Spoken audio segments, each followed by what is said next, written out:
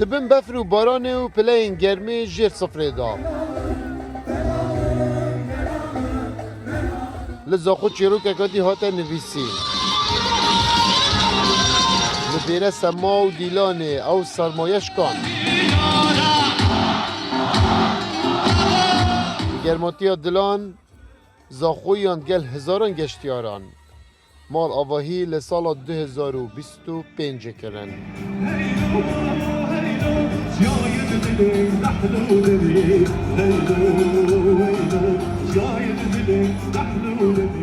الشنقال هاتنا ازو هردو برازيل خو وعيالا خو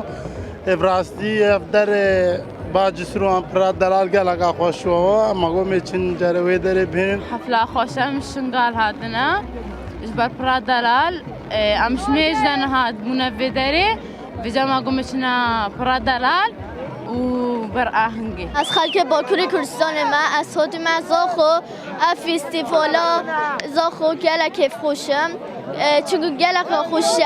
از الخوات هاتیم خبان بله تابو چه زاخو البیرا ده زاخو همی ساله کم آش بر هنده گله که خوشا جوای زاخو گله فرقم گله همی باجرا راسيس قالك حس زاخوتكم زاخو قام شو جنب يقا قالك سبجيتكم اوصى از بینم از چنا بجم احنا يعني بالذات يعني شلون نقول راس السنه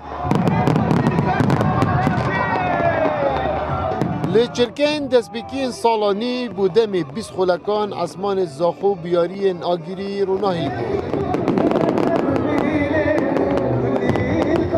اسمان به تمامی بود تابلو یک جرنگان و هر ایکی هیوی امیدن سالانی لسر چانده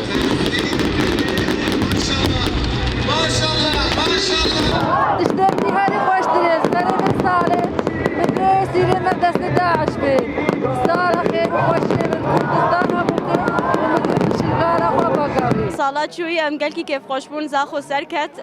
قال كي كيف ما هات راستي وجبو صالا وريجي كي